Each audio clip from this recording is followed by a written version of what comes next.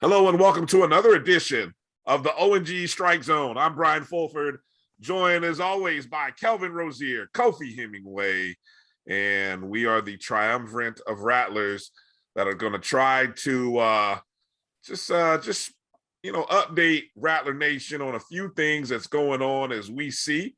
Always showing love to the school on the highest of Seven Hills in Tallahassee, Florida. And man, fellas, good reaction. Thanks to everybody who enjoyed our first episode. Appreciate the feedback. Thanks for you guys for watching. Hopefully, I don't know, guys. Did we get some pretty positive reviews? No blowbacks. We didn't tick anybody off in the first episode, did we? I don't know. I haven't talked to everybody. I don't live in Tallahassee anymore, so I haven't seen everybody to know but we didn't really go there. I think we could have, but we didn't. All right, so in other words, your phone didn't get blown up. In other words, that's a positive. Exactly. There you go. How about you, Kelvin? Everybody was really excited to say it's long overdue that there's a podcast specific to FAMU athletics, and that is Rattlers and folks who are knowledgeable and come from a place of love, which give us a little room to go there, which at some point I know we will. But the only feedback, constructive was as far as was being the length of the podcast, and we discussed that. Yeah. See, folks got to understand, man. When I get into these podcast chats, man, I just get some coffee and then we just go talking for days, man. And Absolutely. It's like, somebody's got to hit me over the head with a break and be like, hey, Bryan, let's take a break. I need to go to the bathroom. So, or I need to go get a drink. Let's run 2 minutes of commercials or something. So yeah, we'll definitely try to be more aware, or we'll try to give you a heads up. If it's going to be one of those long extended form podcasts, we'll try to throw in more breaks. So that way you can kind of consume it a little bit better. Make sure you're following us on Twitter, Instagram at O&G Strike Zone. That's O&G Strike Zone. Find us on Twitter and on Instagram. Facebook, I don't know if I put the Facebook page up. I don't know if it's up yet, but we'll see. We'll get all that stuff together and we'll kind of go from there. Also want to remind folks, look, we're living in some strange times right now. I'm not going to say it's deja vu, but I feel like just when you thought it was safe to go back in the water, look, just when you thought it was safe to walk outside the house without a mask, we get all these, yeah, exactly. We get, it's time to start. Who made that mask? We might need to, look, we don't have any advertisers yet, but whoever made that mask, who's the manufacturer of that mask? Let's give a Rattler or somebody some love today, Kelvin. Who's the manufacturer? Where'd you get that one? This was actually a local vendor here, Kenny T.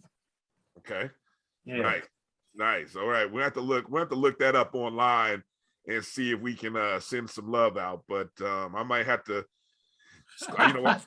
I start school in a couple weeks, so it's kind of I'm in that mode. Do I go back to school teaching with a mask, not without a mask?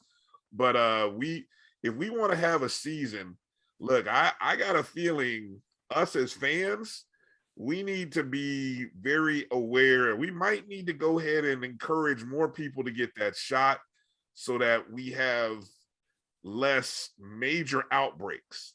One of the things, get vaccinated. Look, it's not saying it's a cure, but it's a helpful something that's going to prevent it from maybe spreading. It helps to be able to track the virus. Yes. And then, you know, if everybody is vaccinated, now we have information as to whether or not the vaccination is, or how the vaccination is, of course, affecting the spread of the virus.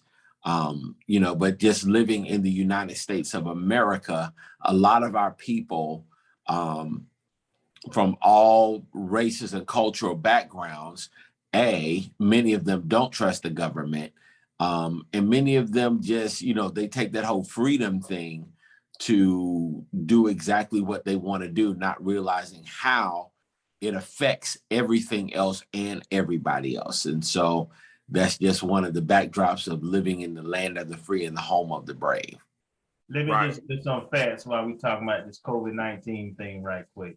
So we're in the state of Florida. State of Florida is 20% of all new cases in the whole United States, the nation. We are fifth currently of new cases. The county, Leon County, has just the county has just mandated that all their employees have to be vaccinated by October 1st.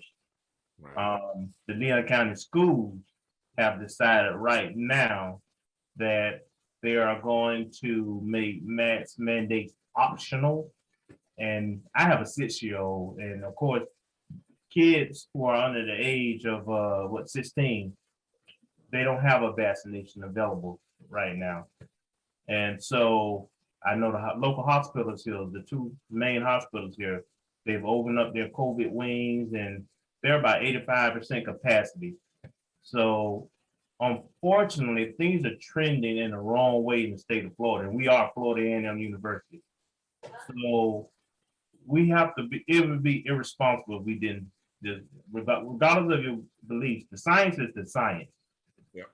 Those numbers are made up, those are real numbers. So do what we gotta do. Let's get vaccinated so we can have a season and do so safely.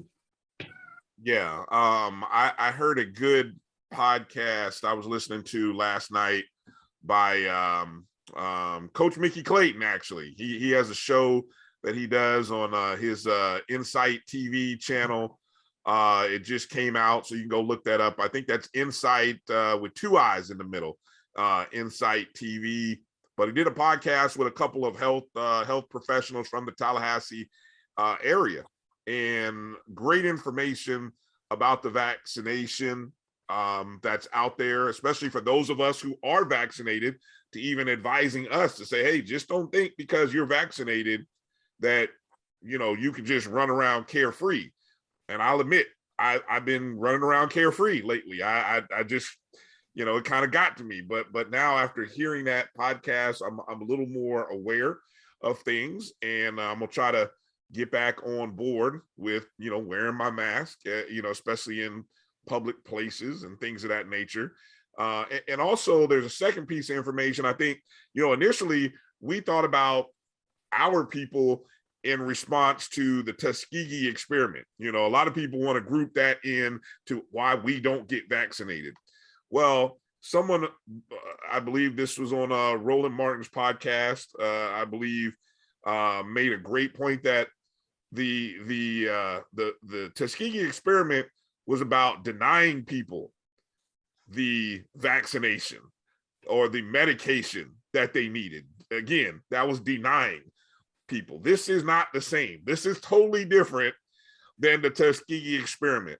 So we need to be educating people when someone says that, to be able to let them know this two different things. That does not apply to this. The government was giving they're giving us a cure. They were denying people back then, right? So I think that's two interesting points that I think we all need to be a part of the educational process on. And I bring all that up because in this show we're going to kind of do a SWAC Football Media Day reaction.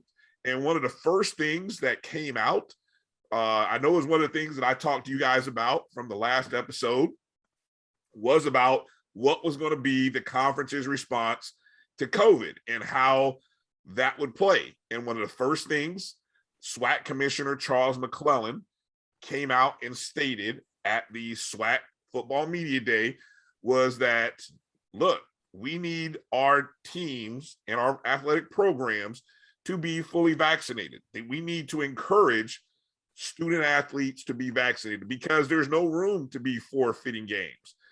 Or to be rescheduling games. And if you have a team that gets wiped out because of, vaccination rules and contact tracing, well, you may have to forfeit. You may lose a game. So they basically instituted rules that have said, if you're vaccinated, you don't have to go through the same protocols as in someone who's unvaccinated. Contact tracing won't apply to you per se. But if you're someone who is not vaccinated, you run the risk of getting knocked out, getting tagged, and being out for 14 days. That's 2 weeks of the season where you can't be in contact with your team, and then add another week for probably just getting back into shape. That's 3 weeks of the season gone. And everybody else that you've been in contact with. So imagine if your starting quarterback, running back, key wide receiver, defensive lineman, if they're not vaccinated, they could potentially lose out a good quarter of their season due to contact tracing. And if you have those numbers add up on a team, and I think one of the questions I was asking around is trying to find out what the vaccination rates were among teams. I don't know what it is for Florida A&M. I didn't get a chance to ask Coach Simmons that, but I know, for example, Alabama A&M, over 80% of that team vaccinated, fully vaccinated. So I think that's a major storyline that's come up. What are your guys' thoughts on the vaccination rates for each team? I'll go one step further. What do you think, should teams, programs be doing more to talk to their individual communities about vaccinating and getting vaccinated this upcoming season? Well, I would say absolutely. Whatever we have to do, is like all hands on deck. If we don't, we're going to be right back where we were with the whole shutdown of everything. And I want to say quarantine. And that's not the lifestyle that, it affects not just us, our ability to watch football, but it affects the entire economy. It affects everything that we do. So by all means, football teams, podcasts, broadcasts, we need everybody to just go on ahead and get vaccinated. Do what they can to take the vaccine so that we can move forward to eradicate it, or it's the effects of the pandemic, so that we can move beyond this. Yeah, and I know the university has come out with a couple of PSAs with students talking, and Dr. Robinson actually talking about there's no fan without you getting vaccinated and so forth. And so they're trying to message and get that information out, and that just needs to continue. I know that we have a COVID testing site at Bragg Stadium and have had so for a while. And we also have the actual vaccinations, all three on campus. Free, no charge. So we have no excuses.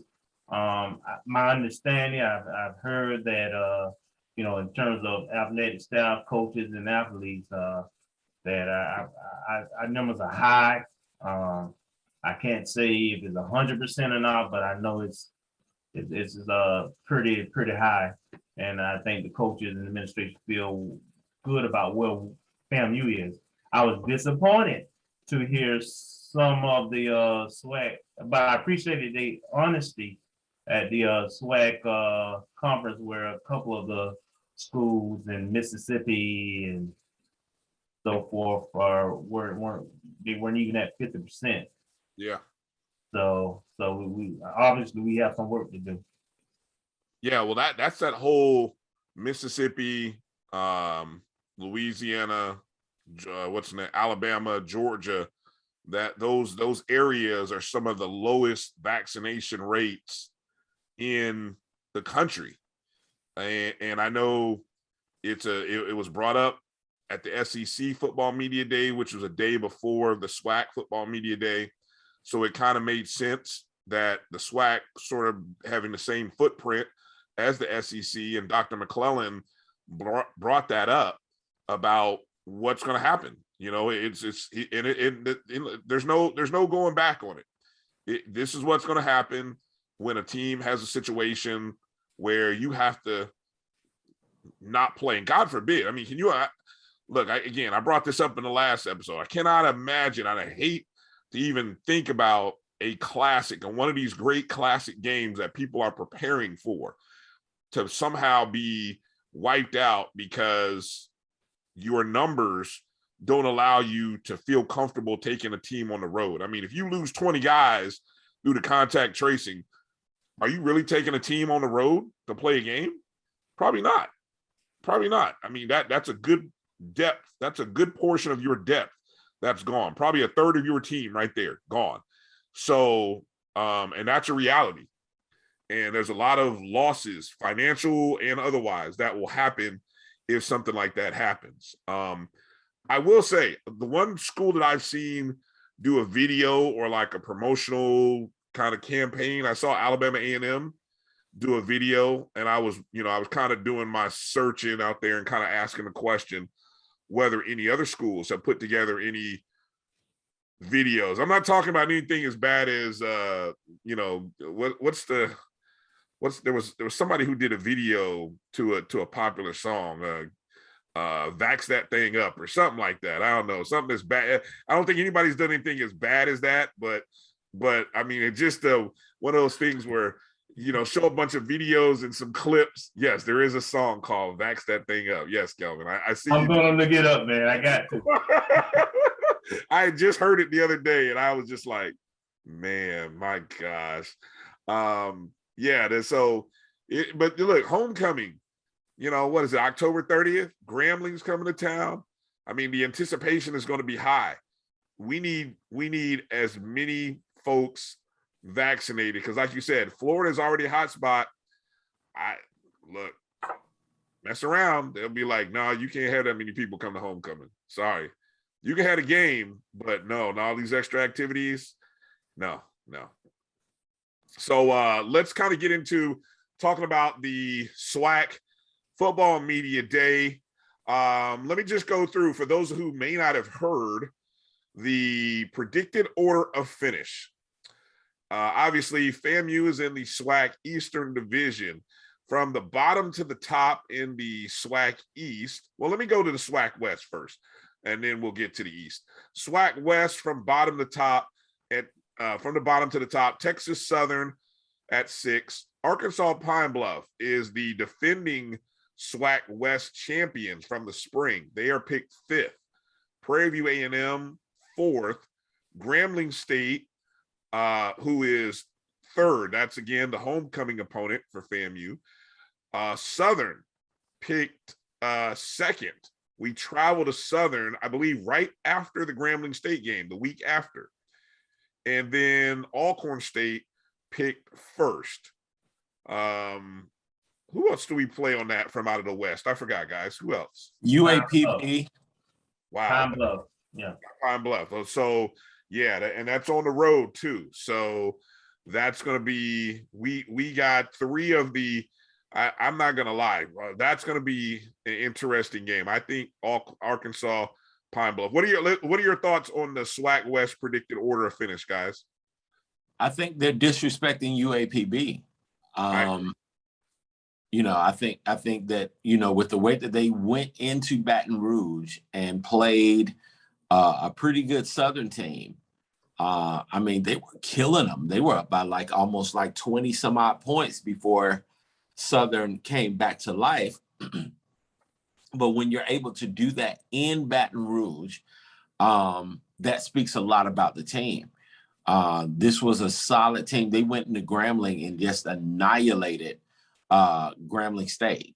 So I think there's a lot of disrespect to UAPB. They are well coached. They have a lot of good, solid athletes. They were in close games. I mean, they beat Tennessee State a couple of years ago. So this is not some team that's just popped on the scene. They've been building towards this particular moment. So I definitely think that they're disrespecting UAPB. I think UAPB definitely needs to be probably maybe around third or second, because they beat Southern so handily in Baton Rouge. Yeah. What about you, Kelvin? Okay, so I what I like about doing predictions when I do them is I like to have some context and some parameters. So I'm going to share some things before I give my opinion on the SWAC West that I kind of looked at, right? So teams who play the spring schedule, I anticipate as the season goes on, they'll start to wear down sooner physically because they put that wear and tear on their bodies during the spring. We'll see if that actually comes to fruition, but typically, football is such a brutal contact sport, and having basically 2 seasons within the same calendar year, to me, it's tough. So I expect for those teams who played in spring to wear down more quickly. Another thing that I looked at was the continuity of the coaching staff and systems. There's a lot of movement that happened with coaches in the SWAC and learning new systems. Then we had a lot of transfer in and a lot of transfers out. And Kofi mentioned about Arkansas Pine Bluff. They were one of those that had a lot of transfer out. So I'll get into that. The other thing I looked at was experience and returning starters. Who you got coming back and how did you perform? And then lastly, schedule. And I'll give you that. And with that, I'll tell you how I predicted the West right now and why. So I have Alcorn State at the top. They didn't have a spring, so they should be pretty healthy. They got a nice group coming back core. Their staff is pretty much in place. They have continuity, and they won 4 out of the last 5 or something like that. So 6 of the last SWAC East. So and they're now they're on the West, right? And I just think the East is a lot more parity in the East. In the West, I think there's some opportunity there, and I'm gonna tell you why. So I kind of went back and forth so I kind of got Pine Bluff and Southern both as in second place right now. My issue with Pine Bluff is that they had their top wide receiver, their top DB, and their top defensive lineman all transfer out. So I don't know if they're going to be as talented as they appeared to be in the spring. So we have to see. That's losing quite a bit of talent there. I'm saying they top people. And then I look at their schedule. They kind of have a tough out-of-conference schedule. I think they got University of Arkansas. And then on the East teams they have to play FAMU and Alabama State. And so they've got a tough schedule. So that concerns me for them. Southern, the biggest issue for me right now, they have a tough out-of-conference schedule also. And then in the East, they play JSU, FAMU, and of course,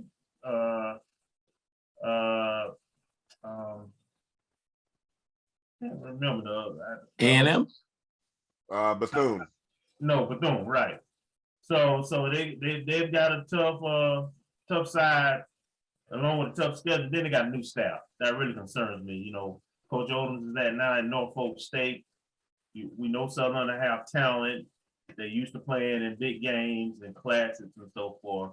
The new coach has been there, so I don't know how much he's going to change the system, but you never know how that works out when a new person sits in the big chair.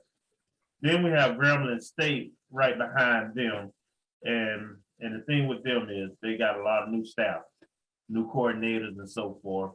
And I think what hurt them in the spring was they transfer outs, right? They lost like 2 offensive linemen starters. that one went to another FCS program, and Big Wardell from Tallahassee, Florida, right? He had been a 3-4 year starter, right?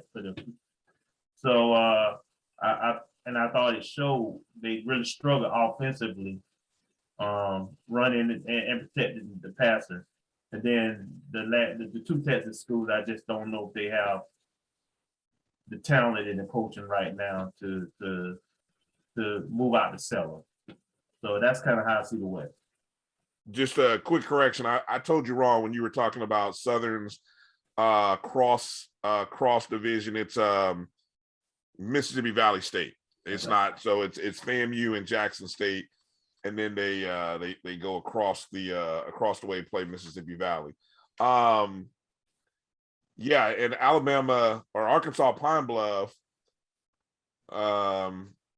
We're talking about the West. Arkansas Pine Bluff has to play both of the Alabamas and FAMU. Right. That's tough. So, I mean, that's tough. Yeah, I agree with you on Alcorn State at 1. That was my prediction. Now, one of the things that AD Drew brought up to me, I didn't even think about this, the fact that Alcorn is actually, because of the sanctions and the penalties from forfeiting, they only have 3 home games. Right. So in conference, they're basically playing 6 road games in conference instead of 4.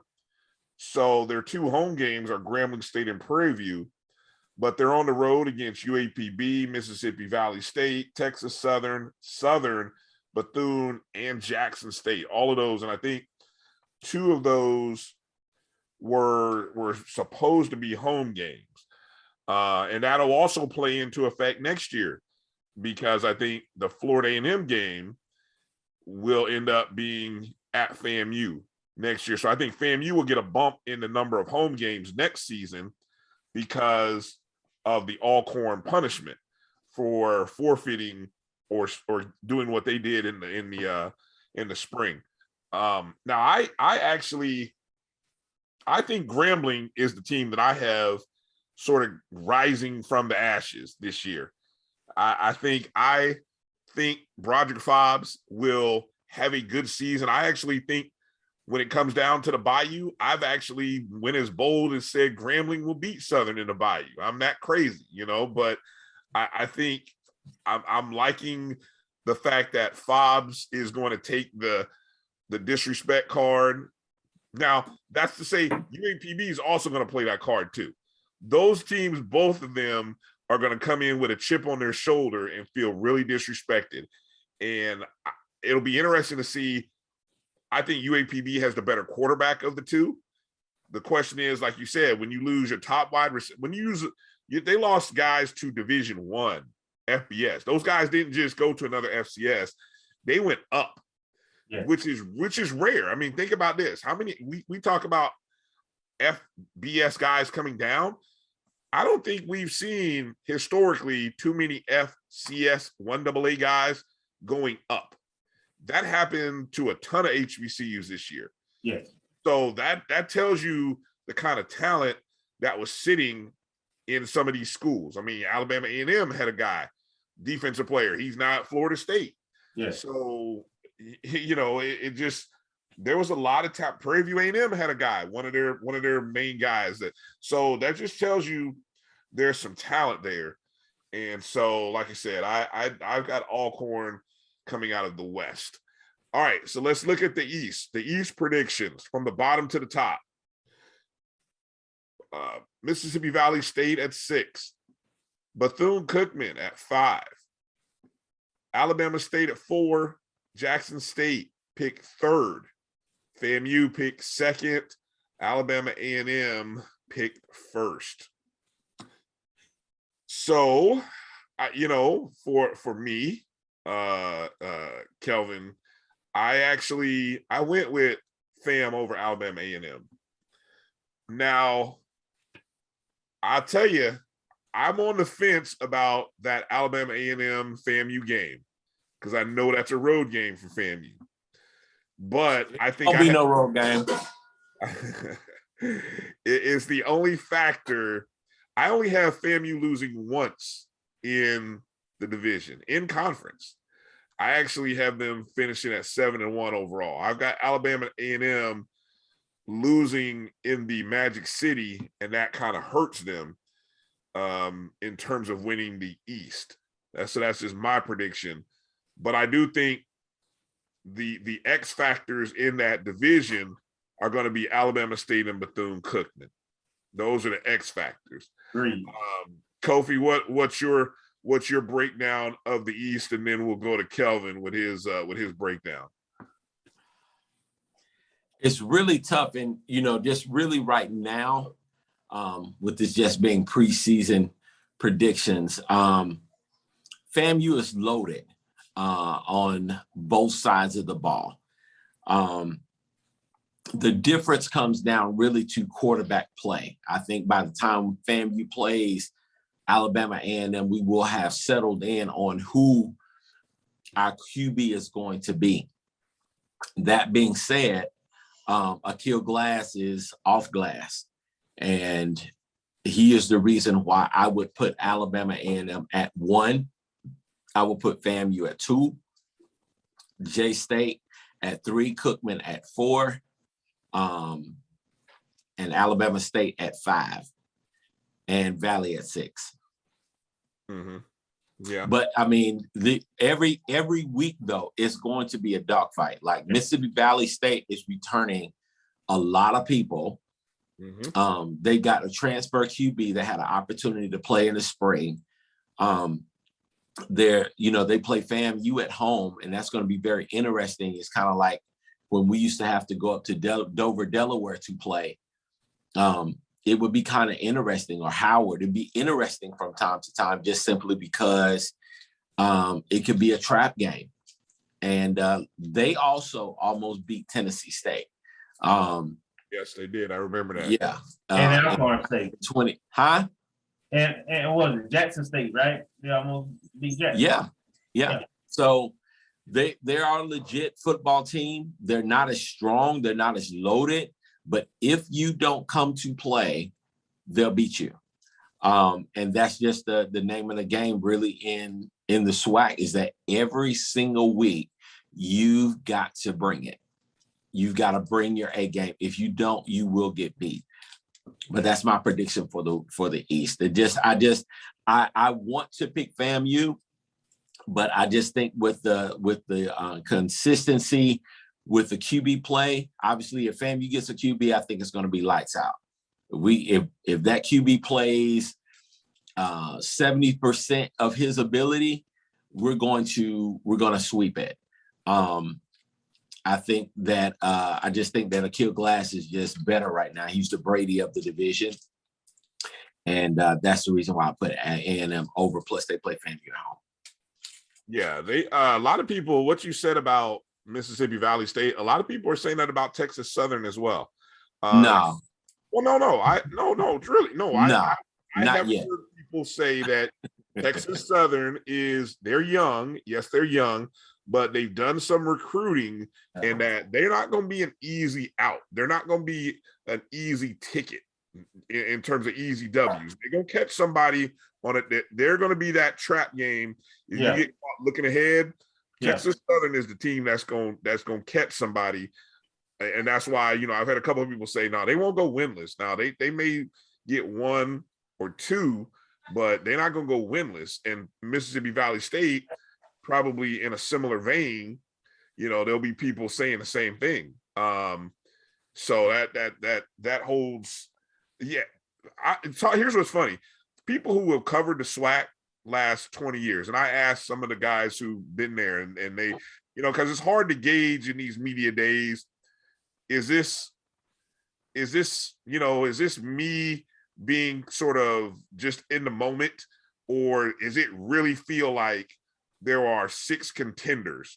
And I promise they really feel, the media people who've been coming to these things for a decade and they've been in the league for 20 years, they really feel there are legitimately 6 teams who can win this conference. Not just 3, not just Alcorn, Grambling, Southern, not your traditional 3.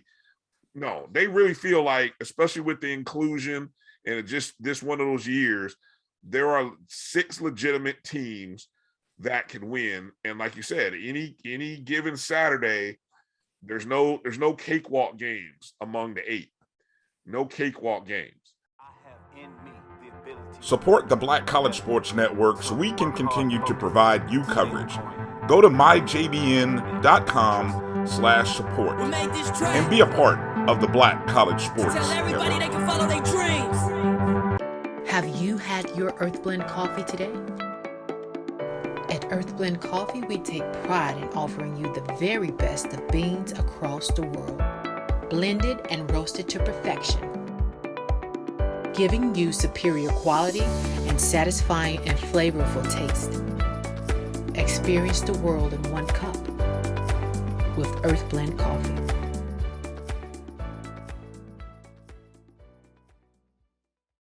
It's never too early to plant the seed, to share the tradition, and instill a sense of pride in your HBCU with your little ones.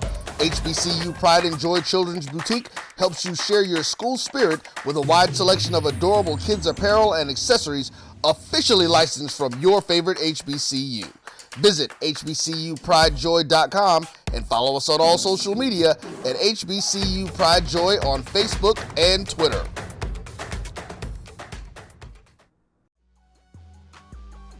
This is the Dean of the College of HBCU Sports, Kenyatta Cavill of Dr. Cavill's Inside the HBCU Sports Lab with Mike Washington and Charles Bishop.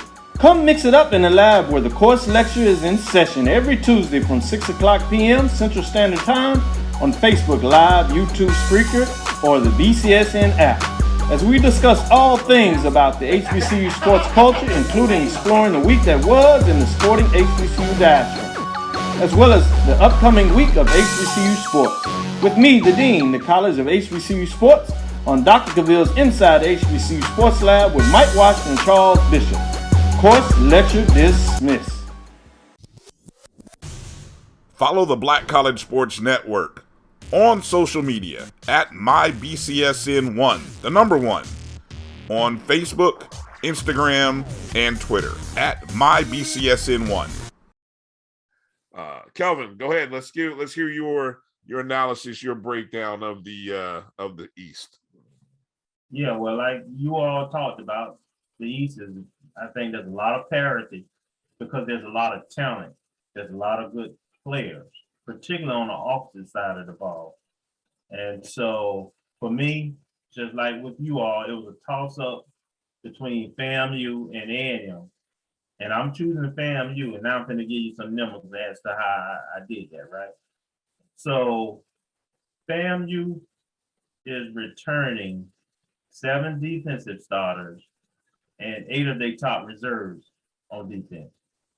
They're returning 8 offensive starters and 12 of their top reserves from their 2D depth chart from 2019. So they're experienced, and they're talented and experienced. But to go along with that, they also added some key transfers in. So you got Savion Williams, Pruitt, the wide receiver, the Bowler boys, DBs from Mercer, and you got Atkinson, the pass rusher, and McLeod, a big running back, 6'1", 230 guy from Savannah State. And you got 2 offensive linemen from Florida State, Williams and Arnold. So we already had Rat Boys 2.0, almost our entire wide receiver team coming back. You had pretty much the entire running back core, 5, 6 deep, coming back. You had the entire tight end core coming back. You had your best offensive lineman and 3 or 4 starters coming back. Yeah, Marquis Bell, preseason All-American, coming back. You got Herman Jackson, who was a starter in 2018, coming back. You got Mayweather in the middle, that linebacker, coming back. You got the best kicker probably in all of football coming back. Yep. So that's a lot. With those transfers and all that talent, you're absolutely right. The question is quarterback. We saw the right now the number 1 starter play He started against Morgan State, won that game, and he finished the A&T game. Local kid McKay from Garvey. So we have a short sample size, but ultimately he's 2-0 as a starter. So with all this talent and so forth, I gave the edge to FAMU over A&M. They scheduled surprisingly similar. They also played South Carolina State in the outer conference. And we played pretty much the same teams out of the West. So the one thing I didn't hear you or Kofi mention that really tilted the FAMU for me is that Alabama A&M schedule is absolutely brutal. They play all 8 best teams in the first 7 weeks, right? Yeah. Back to back. They got 1 bye week. But who do they play right before they play us? Homecoming. Their homecoming. Mm-hmm. And who they play for their homecoming? Jackson State. Amen. When I saw that, I said, woo. To get up twice. Yeah, they already going through and have to play us. When do they play Alabama State? Hey, man. And then the other thing I dinged them on was I watched them in the spring and they don't play defense. And they lost their top pass rusher to Florida State. So for those reasons, I gave FAMU the nod over Alabama A&M, and I totally agree. To me, Bethune-Cookman, Jackson, and Alabama are all kind of in the same boat. They could be spoilers. They could rise up and perhaps be a challenger in these. My issue with Jackson State is that they basically don't have a new squad. They feel it. They're gonna be talented, of course, but new squad, new coaching staff, and they starting off with FAMU. That's tall order. All right, and so and they got a tough schedule. So I'm worried about that. I actually like Alabama State. It got, to me, the best running back in the SWAC, a Florida guy. And I really like the offensive line. They had 4 freshmen, redshirt freshmen starting in the spring, and they look really good. They're one of those teams, if you don't get them this year, look out next year. And his teams, these teams, they always play good. They're very tough. Yeah, now Bethune, I don't know what to expect because of the turmoil with administration and all that, but you know they got talent, right? And of course, they got a new offensive coordinator that they just hired. So you have to see that play out. But at the end of the day, as we all discussed, there's a lot of parity on the East, and I believe injuries might come into play. And it might become a thing of attrition. Who has the depth? And in my opinion, FAMU has the best depth out of everybody in the East. What was the question you asked Kofi there? You asked, I just pulled up my schedule grid here. What did you ask? When does A&M play Alabama State? Within that stretch, that is, every SWAC team plays a tough stretch of games. Like Southern plays, I think they start with Prairie View, and then it's Alcorn. It's Prairie View, UAPB, Alcorn, FAMU, Jackson State, and Grambling. That is a tough stretch of games. And like you said, the Alabama A&M plays Jackson State and FAMU back-to-back. What game do they play after that? Is that Magic City? Well, they actually have a bye. Yeah. They have a bye after playing FAMU, but here's the stretch that Alabama A&M has, and it's already been, they Connell Maynard believes that October sort of decides what happens, and there's that 3-week stretch at the beginning of October, week 5, October 2nd, where they're on the road at Grambling. Then they host Jackson State, which is homecoming, like Kelvin just said. And then there's the FAMU game at home the following week. Then they have a bye. Then they play the Magic City Classic at the end of the month. Now, I'm going to go one step further outside of Grambling. the 2 weeks before that, leading into the Grambling. They're at Bethune-Cookman after a bye, and then they play Tuskegee. Yes. So look, wow. Don't sleep on, which we've seen Tuskegee give fits to Alabama State. And, that's that we know the Tuskegee program is going to be well coached, and they usually are going to be one of those traditional powers. They're going to be a headache in the SIC. So they're not going to be scared of Alabama A&M, not at all. So that's a game that there's a 5-week stretch where A&M is playing at Bethune, Tuskegee, at Grambling, then hosting JSU and FAMU. So that's that A&M stretch there. Now, you brought up the defense, though, Kelvin. I will say this. The addition of Coach Boulware, who was formerly the defensive coordinator with Connell Maynor at Winston-Salem State, and then later became the head coach at Winston-Salem State after he left. That combination got to a couple of national titles. So if Alabama A&M, and they got some transfers on defense. So they lost a kid to Florida State, but they picked up like plus 2 or 3 guys. So if the defense is half as good or half as improved as, what they were, they could be dangerous. They could be where they need to be a 9-win team at minimum this season. I think, though, I'll tell you what, though, the stretch the thing about Alabama State for me, I don't know at what point in the season. I feel like this is a make or break year for Coach Donald Hill-Ely. New athletic director coming in this year. I think he might be at the end of the contract because he's been there a few years now. And I just feel like he's got a tough schedule. He has to start the season playing Miles College. That's not going to be easy. Then you end the season with Tuskegee. And somewhere in the middle, you got to deal with, get this, Bethune, FAMU, UAPB, and Jackson State. That's a stretch there where, look, if Alabama State comes out of that 2-2, that's a positive.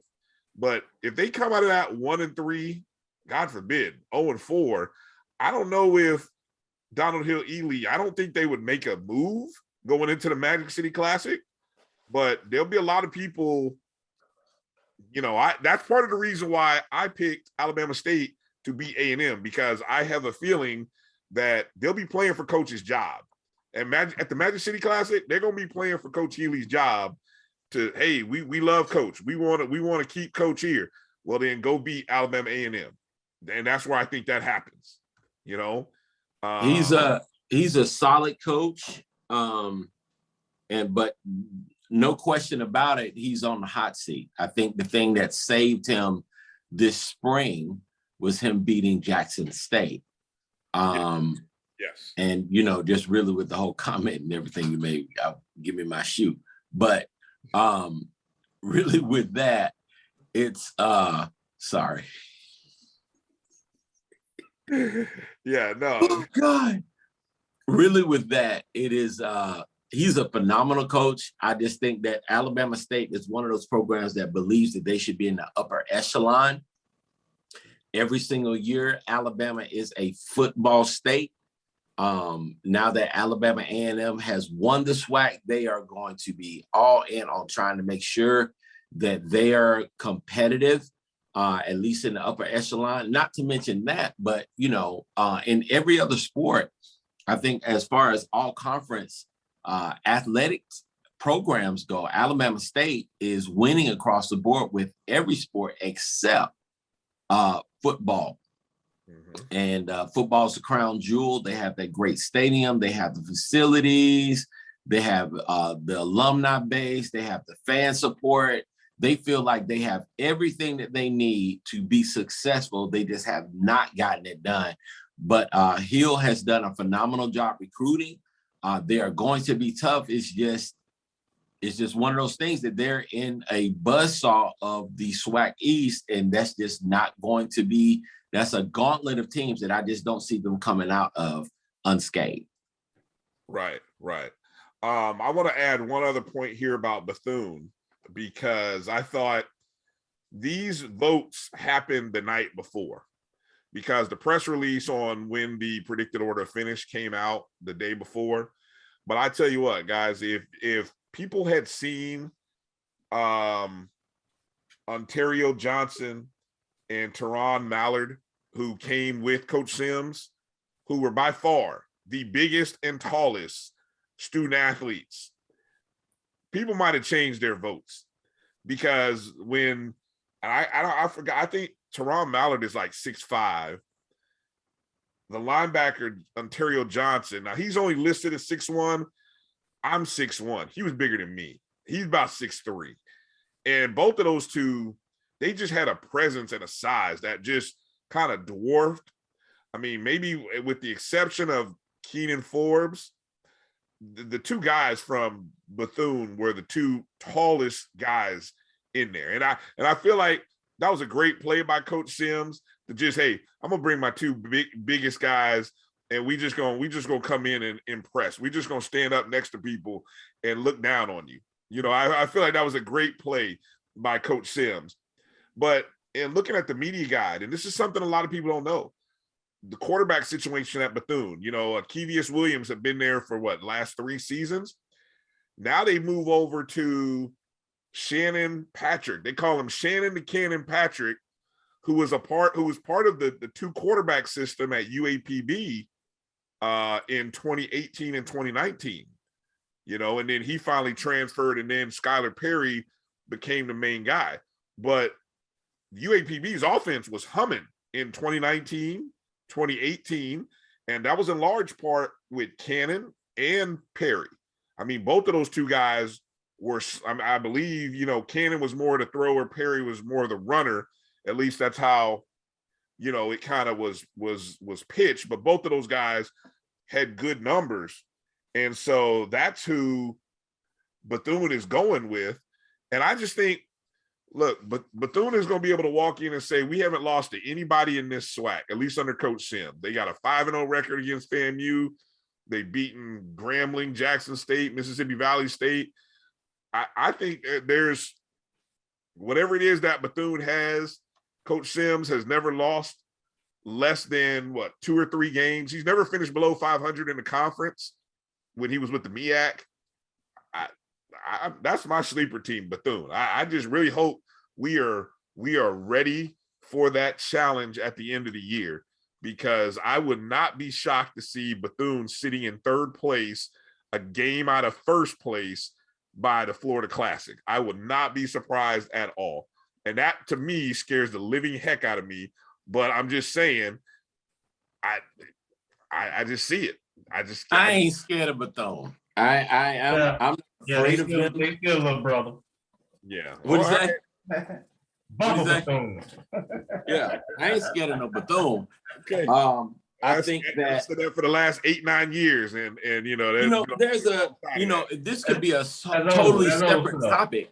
This could be a totally separate topic. But again, going back to that whole sabotage thing that happened with the FAMU athletic program, us being on probation all of those years, the champion incident, all of that stuff was a whirlwind of activity that gave Bethune-Cookman an opportunity to get inroads or to dig their roots in recruiting, to get their roots in, to gather their resources for their program.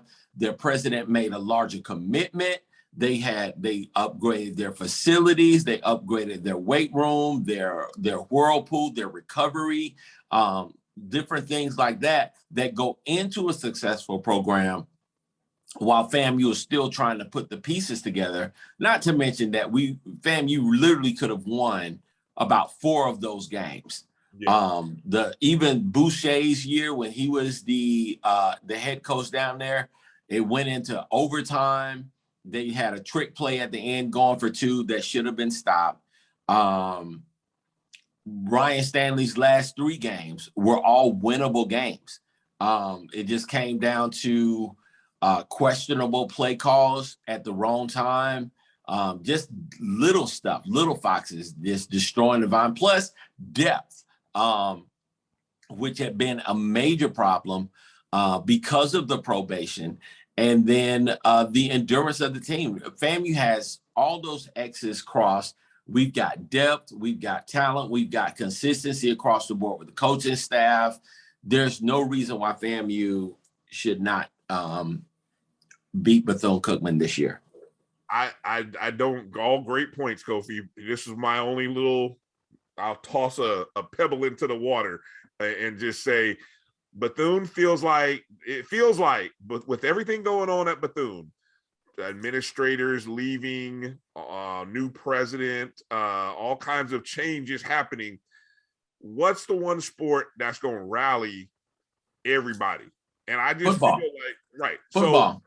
So if Bethune, who's predicted 5th in the East, has a good season and Coach Sims does what he does, they bring and they will bring a sort of pride and a sense of renewal back to that community that will be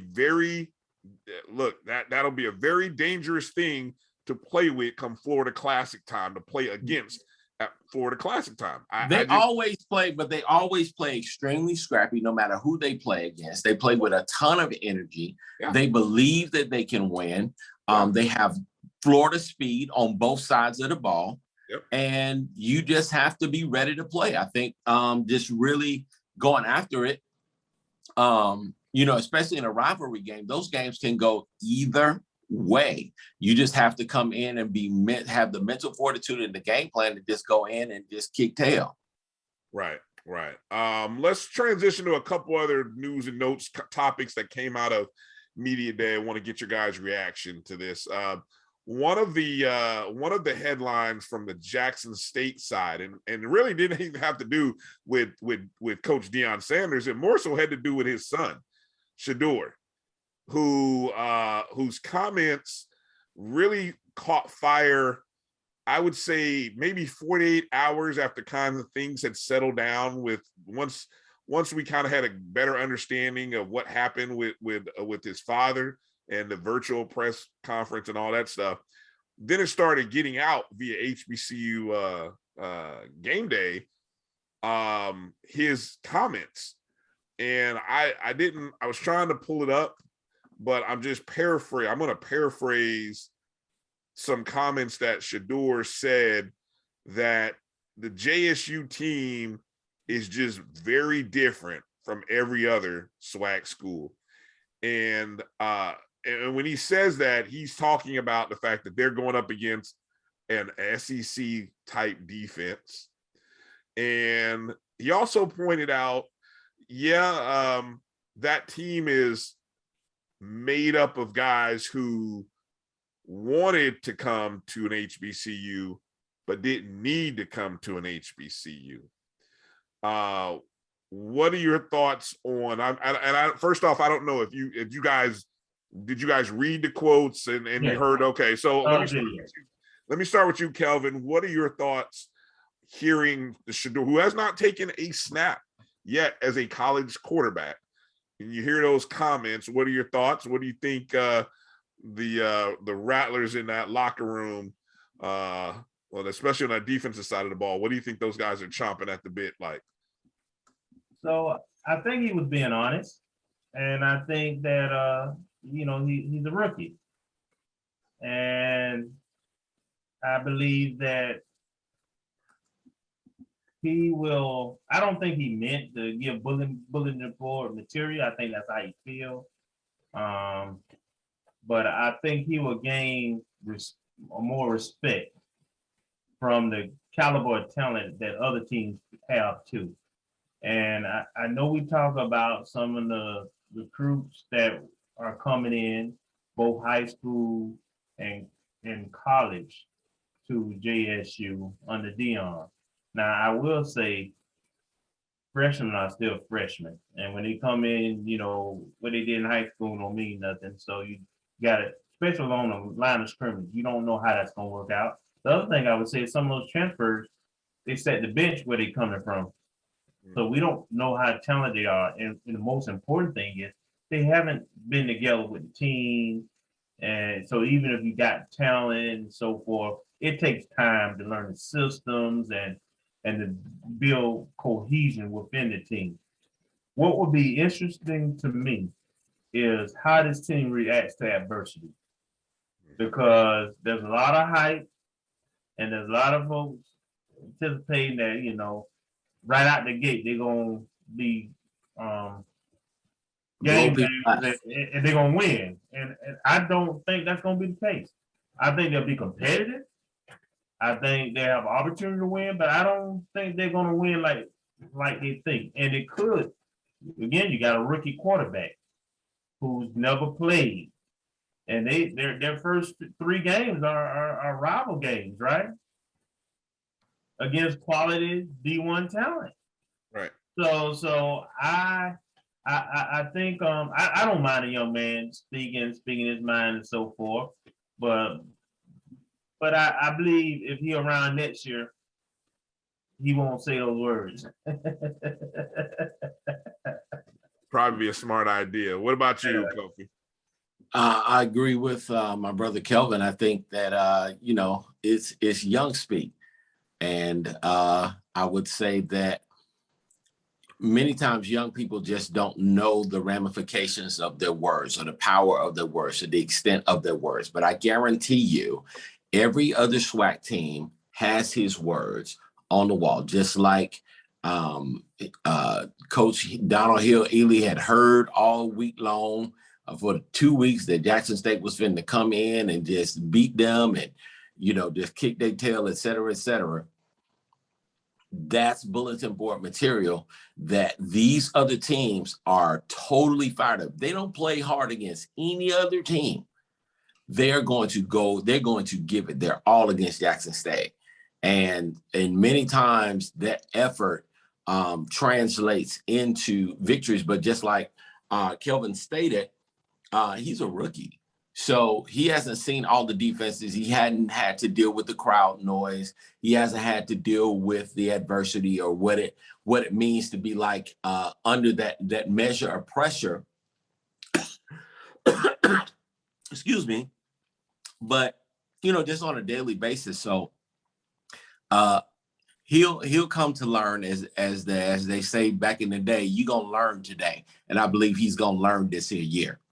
Hey, let me just pull Coach Maynard. Get some more 5 stars.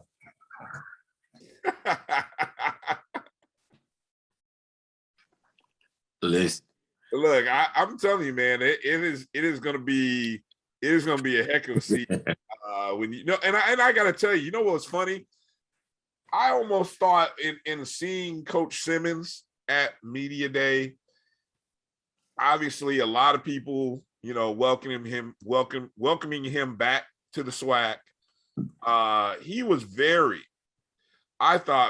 poised and reserved. And I tell you, talking to Marquis and Keenan, they too, you know, because I asked them flat out, I said, did you guys happen to ask Coach anything about the SWAC, about any of the sites or anything like that? And they both admitted, no, not really. You know, they really have taken on the personification of Coach Simmons, you know, and I think whenever you get what I've noticed, when you get Coach Simmons in one-on-one situations and interviews, he really lets his personality out. But when he's in settings like that, he's poised, man. I tell you, he was as cool as the other side of the pillow, as the late great Stu Scott would say. I mean, you could really see, you know, there wasn't, you know, there was just a presidential feel to him that he knew he was back amongst peers in his environment, but he knew he was bringing a championship team, and what I think made a point of not really wanting to say anything that would give anybody a room to sort of say, oh, here come the Rattlers, all big, bad, and cocky. And here comes Willie. Willie's got a great record. You know, Shotgun's got a great record against some of these schools in the SWAC. There was none of that. none of that at all. And I thought that was real interesting to kind of see.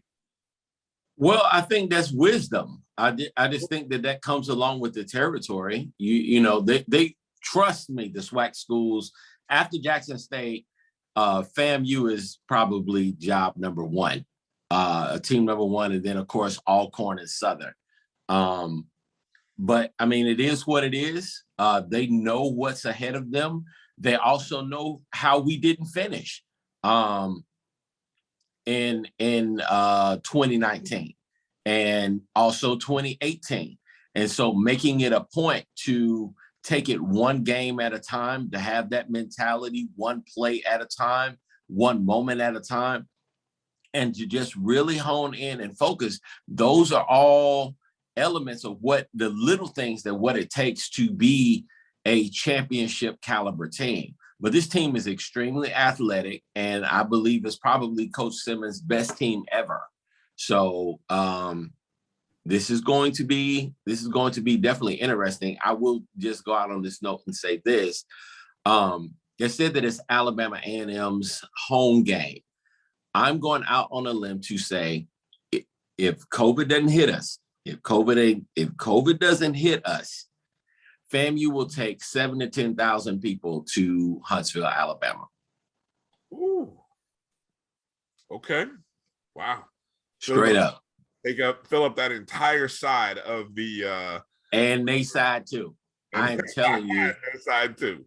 It's we're going to take at least 7,000 to 10,000 people to Huntsville, Alabama.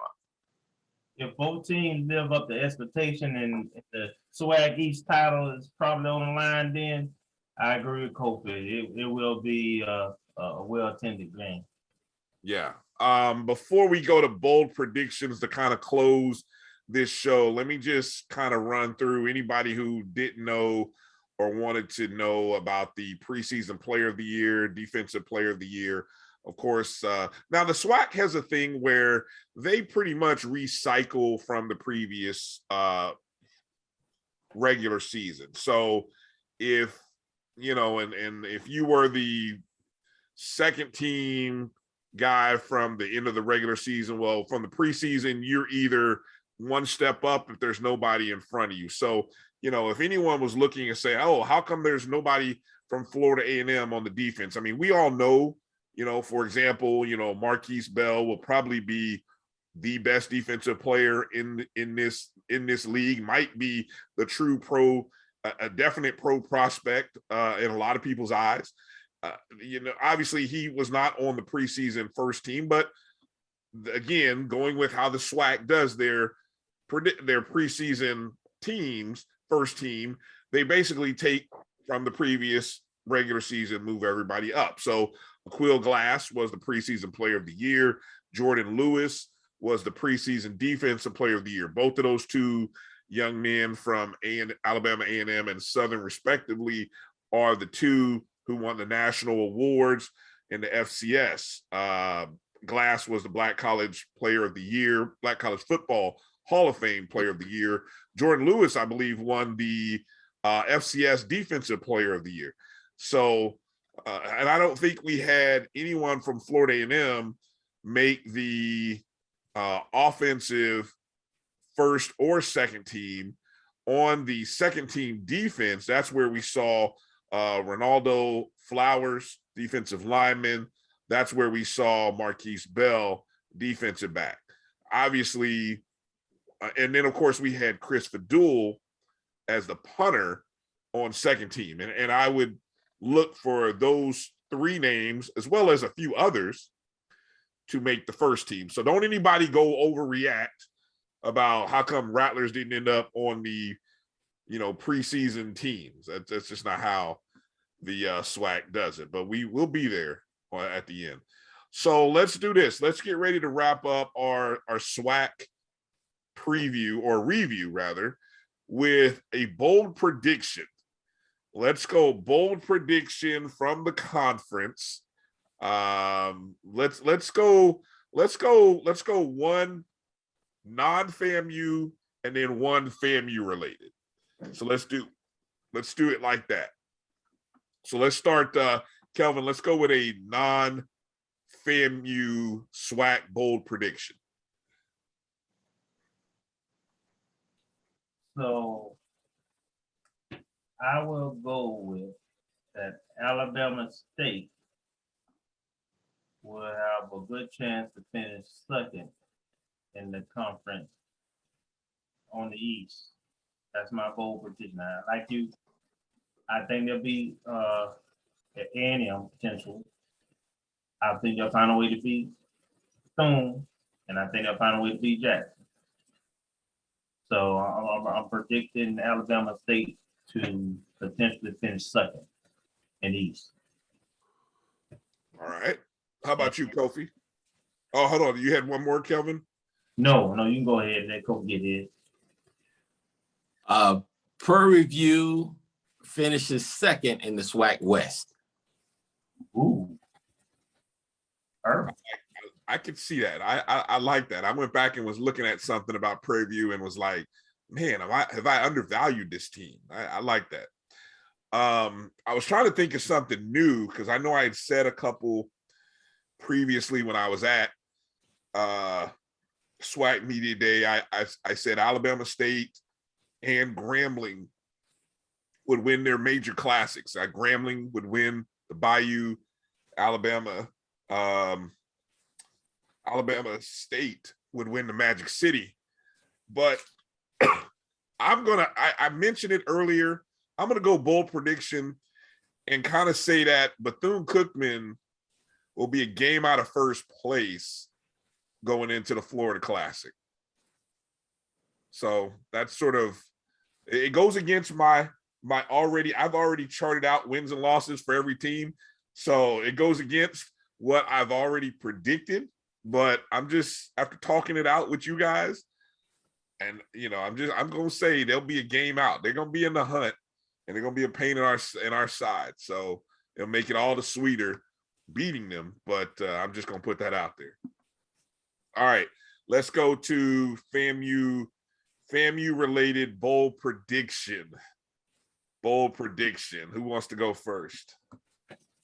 I'll go, and I'm predicting Marquis Bell to be the defensive player of the year in the SWAC. Bold prediction, FAMU wins the Celebration Bowl in Atlanta. Wow. Okay. Wins the SWAC and the Celebration Bowl. Okay. Bold prediction. I'm trying to see something that I haven't put up there. I'm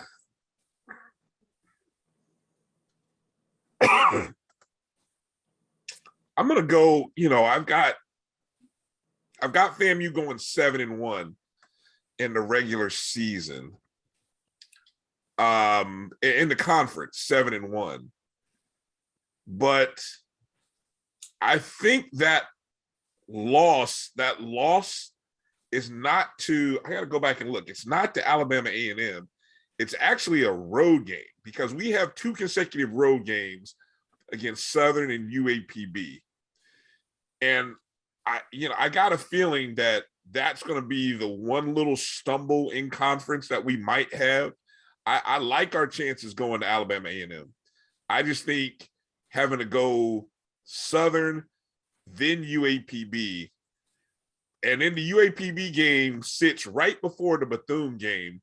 That's the game that worries me. So if I've got us finishing 7-1, I've got us winning the conference, or I'm winning the division, playing Alcorn in the championship. At that time, I'd probably put my Homer hat on and then say I'd want us to go ahead and win that. But I'm going to say that one loss, the game that worries me is UAPB. But I think we could very well see a 10-win season this year. And of course, our big, paycheck game is at USF. I got to go back and look and see what USF has. But I don't think there's going to be any fear. There's no fear factor in that game. I don't think and I think we've got some pro prospects on that field along with USF. I can see us winning that game. So I don't know. My bold prediction is FAMU wins 10 this year. Now that could also include, what saves me is that we play a 12-game schedule, and then we got 10 there. So, but I'm predicting. See, I'm covering myself there. You see that? I'm predicting a 10-win season this year. That's my bold prediction. I like it. Look, want to remind you, let us know what you guys, if you're out there on Twitter, Instagram, at ONG StrikeZone, let us know your prediction. Who is FAMU going to be playing in the SWAC Championship game? I think all three of us have FAMU going to the SWAC Championship game. I think we got a little difference of opinion on who we might play. So let us know your thoughts. Who will FAMU play on that other side? What's going to be our record? We're going to lose 1, 2. There's across the board. Nobody in SWAC media covering SWAC thinks anybody goes unbeaten. Can FAMU go unbeaten? You let us know. Let us know. And also something upcoming. We were talking about this off air. We're going to be putting together our 10 most impactful players for the upcoming season. We still have to break down the rest of this non-conference schedule, but we're gonna try to get into breaking down this roster a little bit and try to share with you our thoughts on the 10 most impactful players of the upcoming season. We've got a few more things up ahead down the road. Want to make sure you stay tuned in with us. Kofi, any final thoughts you want to share with Rattler Nation before we put a bow on this one? Yes, I want to say that if FAMU, for whatever reason, quote unquote, does not finish first in the SWAC, and we finish second and go to the playoffs and do damage, I would still be happy. I agree with you. It's funny you say that, Kofi, because that is my prediction with the SWAC. Somebody who finishes second is going to the playoffs. I don't know who it's going to be, but you're right. I like that. I like your thinking there. I'm right there with you. Nice job. Kelvin, what do you got? I just want to encourage Rattler Nation to make sure that they do get their vaccination and encourage others who they know that are not vaccinated do the same. Be safe so that we can enjoy a full Rattler football season, athletic season, period, and that we can be able to come together and fellowship some. So please, Rattler Nation, get your vaccine. There we go. My final thoughts, 2 of them. One, as I was doing some research on the Orange Blossom Classic, we played Jackson State twice in the Orange Blossom Classic, 1961 and 1962. In 61, there were 47,000 plus in attendance at the old Orange Bowl Stadium. And that today is still the record for most fans in attendance. I'm curious, will we have more than 47,000 at the game at Hard Rock Stadium in Miami Gardens this year? If it ain't no COVID, I would say yes. If COVID doesn't affect the game, I would say yes. They've done a phenomenal job of marketing the game and making it big. And I would also say that they've actually have Jackson State, not just this year, but they have Jackson State scheduled next year for the Orange Blossom Classic as well. So that's going to be interesting to say the least. I think that's that's interesting for Jackson State, but I'm happy to see that things are moving and progressing, and the restoration of the Orange Blossom Classic is back. And I heard A.D. Gaucher, I don't know where I heard him say this, that the FAMU side has been sold out. So you've heard that too, Kelvin, I'm sure. Okay. Yes, I've seen that. Okay. So yeah. So that just, I don't know what our percentage or our allotment was, but something we'll have to find out. But we have sold out our side. I know Jackson State is in the midst of pushing to try to sell out their side. So very well, we could see plus 40. Again, the COVID factor will be interesting to see how that plays into all of this. And my second reminder will be an encouragement to go and download the BCSN Pod Zone. So a good opportunity to catch all of the shows that are part of the Black College Sports Network in one location. So all of the shows, our show, shows like Dr. Cavill's Inside the HBCU Sports Lab, the Carlos Brown Show, the pregame show, if you want to find out what's going on with those Jackson State Cats, and even some other stuff, other features will all be a part of that. So BCSN Pod Zone, PODZONE, search anywhere you download, listen to your podcast, and you can catch up with all of our shows. And this show will be there upcoming. So want to encourage you to go be a part of that. And again, like and subscribe at ONG StrikeZone. So that's going to do it for this episode. And when we come back, we'll have some more in the next episode of the Strike Zone, and we keep it all FAMU related. And I'm sure we're getting closer. We're talking some volleyball, guys. We got to get into some volleyball talk, because the ladies are going to be taking the court here pretty soon. Their season is about to tip off as well. So that's going to do it for this. For Kofi Hemingway, Kelvin Rozier, I'm Bryan Fulford. Make sure, Rattlers, strike again. Go get vaxxed up. Be safe out there. Be well. Peace out.